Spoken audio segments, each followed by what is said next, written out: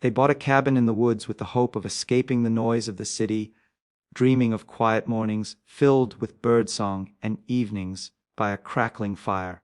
For them, it was supposed to be a place of peace, a retreat where the pace of life would slow down and the only concerns would be chopping firewood or brewing coffee on a cold morning. The cabin was old, built decades ago, tucked deep among towering pines, with a charm that spoke of forgotten stories and whispers of the past. It had a rustic porch, windows that looked out onto a dense canopy of green, and a fireplace carved out of stone that felt like the heart of the home. They thought it was perfect, but what they did not know was that the stones of that fireplace held more than warmth. They held secrets. The first weeks were ordinary, filled with unpacking boxes, adjusting to the silence, and learning the rhythms of the forest. Nights were darker than they had ever known, with stars so sharp they felt close enough to touch. The days passed peacefully until one evening, while dusting near the hearth, one of them noticed something strange about one of the stones set low along the side of the fireplace. It looked slightly out of place, its edges uneven compared to the others. At first, they thought nothing of it. After all, the cabin was old, and wear and tear was to be expected. But curiosity has a way of growing quietly until it demands attention. That night, unable to shake the feeling, they pressed on the stone. To their surprise, it shifted. The grinding sound of stone against stone echoed through the cabin. Their hearts raced. With a gentle tug, the stone came loose, and behind it lay a dark, hollow space. A breeze, colder than the room itself, spilled out, carrying with it the smell of damp earth and something metallic. Their lantern light revealed a narrow tunnel sloping downward, hidden for decades, perhaps longer. It was a passage no blueprint or seller's note had ever mentioned.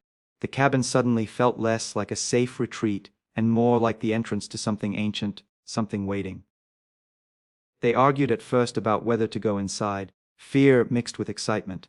The idea of a secret passage stirred imagination's treasure, a hidden room, maybe some old prohibition stash. Yet another thought lingered. Why had it been hidden in the first place? And what might be at the other end? Curiosity won. Grabbing a flashlight and wrapping themselves in jackets, they crawled into the darkness. The passage was narrow, with walls made of rough stone, damp to the touch. The air grew colder as they descended. Their footsteps echoed strangely, as if the tunnel were larger than what their eyes could see. The beam of the flashlight flickered across claw, like scratches etched into the stone, markings that looked intentional, though faded with time. They exchanged uneasy glances but pressed on.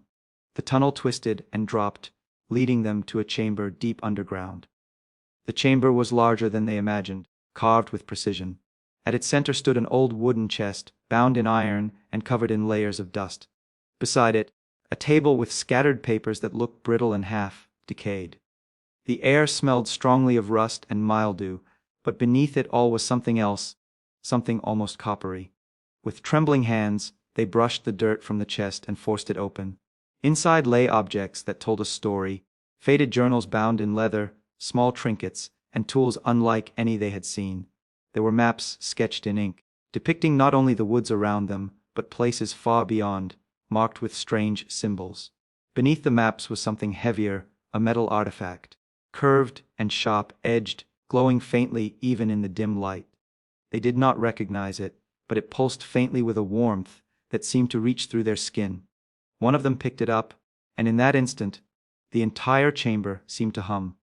The scratches on the walls glowed faintly, forming patterns that had been invisible before. It was as if the tunnel itself had awoken. The journals, when opened, told stories written in a hurried hand about people who once lived in the cabin. Men and women who spoke of rituals, of guardians, and of something that lived deep in the woods. They wrote about the artifact as if it were both a key and a weapon, something they were tasked to protect at all costs. The last pages were frantic, warning anyone who found it to leave it hidden, to never disturb what lay beneath the roots of the forest. But the artifact had already been touched, and the warnings came too late. On their way back to the cabin, they felt the forest change. The trees seemed taller, the air heavier. Sounds they had never heard before, low, guttural noises, almost like whispers carried on the wind, followed them as they climbed back through the passage. That night, sleep did not come easily. Every creak of the old cabin, every groan of the trees outside seemed magnified. They kept the artifact on the table, unable to put it back in the chest, drawn to it in ways they could not explain. Days turned into weeks, and the peace they had once sought in the woods was gone. They began to notice figures at the edge of the trees, always just beyond clear sight. Shadows moved against the light of the moon, watching, waiting.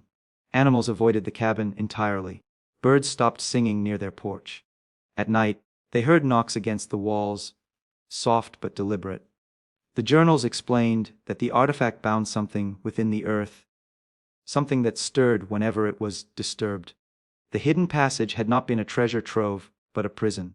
The scratches in the stone had not been symbols of worship, but marks of struggle, of something trying to claw its way out. Fear grew into obsession. They spent hours studying the journals, tracing the maps, trying to understand the symbols. The more they read, the less they felt like themselves. The words seemed to whisper in their minds, telling them that they were chosen now, that the cabin had not been bought by accident, but drawn to them, or rather, they had been drawn to it. The forest was watching, the journals insisted, and the artifact had to remain with its keeper. They were no longer owners of a cozy retreat. They were guardians of something far older and darker than they could comprehend. One stormy night, lightning split the sky, and the ground shook beneath the cabin. The hidden passage rattled as if something alive moved beneath it. They rushed to the chamber, artifact in hand, only to find the chest now empty and the walls glowing with fiery light. The scratches pulsed, forming symbols that seemed to writhe and shift. A low rumble filled the air, and from the deepest corner of the chamber came a sound, a breath. Heavy, ancient, and hungry. The artifact grew hot in their hands, burning but impossible to let go of. In that moment, they understood the truth of the warnings. The passage was not only a prison, but a seal, and removing the artifact had weakened it. Whatever had been held there was stirring, testing the limits of its confinement. And now, they were bound to it, tethered by their discovery. They could not leave. Every attempt to pack up and flee the cabin ended the same. The forest shifted, the road bent back on itself, and no matter how far they drove, they returned to the cabin's porch as if trapped in a loop. The woods had closed around them. What had started as a dream of escape had become a nightmare of guardianship. The cabin in the woods was no longer a place of peace, but a gateway, a threshold they could never cross back from. They had found the hidden passage, and in doing so, they had awakened something that would not sleep again. Each night, they sat by the fire, artifact glowing faintly beside them, listening to the whispers in the walls and the breath of something waiting in the dark, knowing their lives had been forever altered by the simple act of pulling loose a stone.